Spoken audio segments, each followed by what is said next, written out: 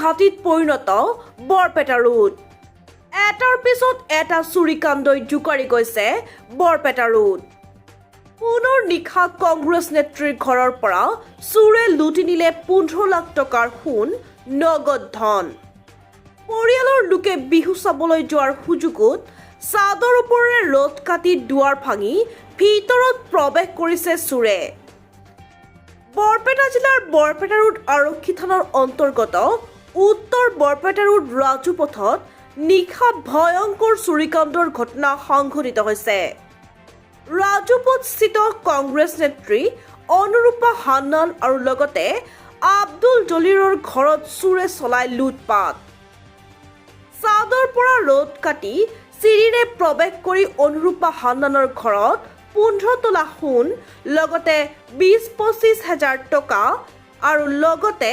আব্দুল জলিৰৰ ঘৰত প্ৰৱেশ কৰি 5 তোলা সোণ আৰু পাৰ্লাৰৰ কেছ ভাঙি নগদ 35 হাজাৰ টকা লুটি নিয়ে চোৰে যোৱা ৰাতি প্ৰায় 1মান বজাত মোৰ দেউৰ আৰু দেউৰ ফেমিলিটো বিহু চাবলৈ গৈছিলে সিহঁতে 1 বজাত যেতিয়া উভতি আহে ঘৰলৈ তেতিয়া আহি পেলাই আমাক খুব চিঞৰি ক'লে যে এনেকুৱা কথা মোৰ ঘৰত চুৰ হৈছে যেতিয়া চুৰ হোৱা বুলি ক'লে তেতিয়া পুলিচ মাতা গ'ল পুলিচ আহি গোটেই চাই তাই ৰিপৰ্ট লৈ গ'ল যোৱাৰ পিছত হঠাৎ মই দেখিলোঁ যে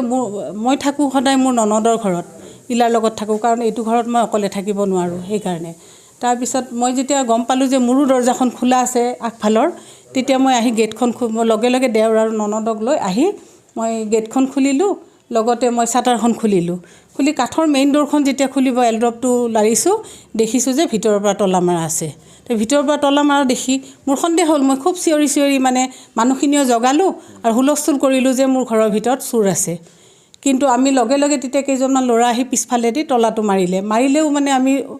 অনুমান কৰিছোঁ যে ওপৰৰ পৰা চোৰ আহিছে হয়ও আমি ভাবামতেই হৈছে ওপৰৰ পৰা ৰড কাটি পেলাই ওপৰৰ দৰ্জাখন খুলি চিৰিৰে নামি আহি গোটেই লুটপাট কৰি পেলাই তাহাঁতে যিমান সোণ গহনা আছিলে টকা আছিলে গোটেইখিনি লৈ গুচি গ'ল বাকী আৰু গোটেই আলমাৰি 3টা ভাঙি থৈ গৈছে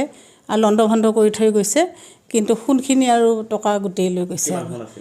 সোণ মোৰ এনে আগৰ পৰা চখ আছে সোণ চোন কৰি থকা অলপ চলপ কেনেকৈ কৰি থাকোঁ গতিকে হ'ব 10-12-15 তোলামান হ'ব আৰু লগতে টকা 20,000 কেছ আছিলে আৰু বেগতে নে অলপ খুচুৰা আছিলে সেইখিনিও মানে এৰা নাই সিহঁতে গোটেইখিনি এনেকৈয়ে প্ৰায় 15 লাখ টকাৰ সোণ ধন লুটি নিলে চোৰে বৰপেটা ৰোড ষ্টেডিয়ামত হৈ থকা বিহু অনুষ্ঠান উপভোগ কৰিবলৈ গৈছিল পৰিয়ালৰ লোকসকলে এই সুযোগতে ঘৰত প্ৰৱেশ কৰিছে চোৰে এই ঘটনাক কেন্দ্ৰ কৰি সমগ্ৰ বৰপেটা ৰোডত তীব্ৰ চাঞ্চল্যৰ সৃষ্টি হোৱা পৰিলক্ষিত হৈছে এই প্ৰগ্ৰাম আছিল ফাংচন চাব গৈছিলোঁ আমি 9টা বজাত মই আৰু মোৰ ছোৱালীজনী ওলাই গৈছোঁ ওলাই যোৱাৰ পিছত আমি প্ৰগ্ৰাম চালোঁ তাৰপিছত 12টা বজাত আমি বেক কৰি ঘৰত যেতিয়া তলাটো খুলি সোমাইছোঁ তেতিয়া তলাটো খুলি দেখিছোঁ একদম গোটেই ঘৰটো চেদেলি ভেদেলি হৈ আছে গোটেই কাপোৰ কানি তাৰপিছত চালোঁ মই চাউদি পিনে চোৱাৰ পিছত দেখিছোঁ ইপিনে মোৰ এখন নতুন কৰি মই এখন দোকান দিছোঁ দোকানখনৰ কেছটো খোলা আছে আকৌ পাৰ্লাৰো আছে মোৰ পাৰ্লাৰৰ পৰাই তাতে যিখিনি টকা পইচা আছিল সেইখিনি গোটেইখিনি লৈ গৈছে গহনাখিনি মোৰ লৈ গৈছে কিমান গহনা আছিল গহনা 5 তোলামান হ'ব আৰু পইচা 35,000 কেছ আছিলে তেওঁলোকে থানাত গৈ পেলাই খবৰ দিয়া হৈছে আহিছে প্ৰশাসন আহি পেলাই তেওঁলোকে চোৱা মেলা কৰিছে হয় তেখেতসকলে কৈছে এতিয়া আমি মানে এইটোৱে বিচাৰোঁ প্ৰশাসনে যেন আমাক এইখিনি হেল্প কৰে কাৰণ আমাৰ আশে পাশে যিবিলাক ঠাই আছে চোৰৰ ঘাটিয়ে আছে কিছুমান আৰু যিখিনি তেওঁলোকে যদি ভালদৰে হেৰি কৰে নিশ্চয় এইটো উলিয়াব পাৰিব ইয়াৰ আগতো বৰপেটা ৰোডত তেনেকুৱা বহুত হৈছে বহুত তেনেকুৱা হৈ আছে আৰু বাহিৰৰ মানুহ কেনেকৈ আহিব বাহিৰৰ চোৰ কেনেকৈ আহিব কাৰণ মইতো থাকোৱেই আৰু কালি যে নাই এইটো কেনেকৈ গম পালে আনিছিল কিন্তু মই যে কালি নাথাকিম এইটো কালিতো নিশ্চয় কোনোবা ওচৰৰ কোনোবা আছে বা খবৰ দিছে বা কিবাটো আৰু সকলোৱে বিচাৰিছে আৰক্ষীৰ জোৰদাৰ তদন্ত আৰু অতি শীঘ্ৰেই চোৰৰ দলটোক কৰায়ত্ব কৰিবলৈ দাবী জনাইছে কাৰণ দুদিন পূৰ্বেই বৰপেটা ৰোডতে সংঘটিত হৈছিল চুৰিকাণ্ড আজি পুনৰ এই চুৰিকাণ্ডই জোকাৰি গৈছে সমগ্ৰ বৰপেটা ৰোড বহুত সময় লুটপাট কৰিছে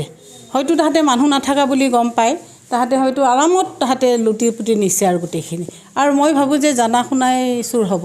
আৰু লগতে লগে লগে আমি পুলিচক খবৰ দিলোঁ পুলিচ আহিলে আহি প্ৰায় 2:30মান বজাত আহি গোটেইখিনি চাই মেলি ইনভেষ্টিগেশ্যনটো কৰি পেলাই গৈছে। এতিয়া এটাই কথা আমাৰ যে ৰাজুপথত আমি কেতিয়াও চুৰ হোৱা আজি দেখাও নাই, শুনাও নাই। মই ইয়াতে 30-40 বছৰে হ'ল। কিন্তু এতিয়া কথা হৈছে কি উপযুক্ত চোৰক ধৰি শাস্তি প্ৰদান কৰিব, নিশ্চয় কঠোৰ হ'ব লাগিব। কঠোৰ নহ'লেতো এতিয়া আজি আমাৰ ঘৰত হৈছে, কালি হয়তো আমাৰ এৰিয়া গোটেইখিনিতে হ'ব আৰু হৈ আহিছেও। এতিয়া শুনামতেতো বহুতৰ ঘৰতে হৈ আহিছে। গতিকে প্ৰশাসন এতিয়া অলপ কনচিয়াছ হ'বই লাগিব। নিশ্চয় তদন্ত জোৰদাৰ তদন্ত কৰিলে ওলাব বুলি মোৰ আশা আছে। গতিকে মই ভাবিছোঁ তেওঁলোকে পুলিচ প্ৰশাসনে নিশ্চয় আমাক ন্যায়টো উলিয়াই দিব। আৰু এইটো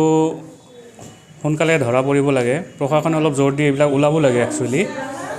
কাৰণ ঘনে ঘনে হৈ আছে বৰপেটা ৰোডৰ নিচিনা জেগাত টাউনত চুৰিবিলাক। আৰু আশা কৰোঁ প্ৰশাসনে আমাৰ সোনকালে এইবিলাক বিচাৰি ওলাব।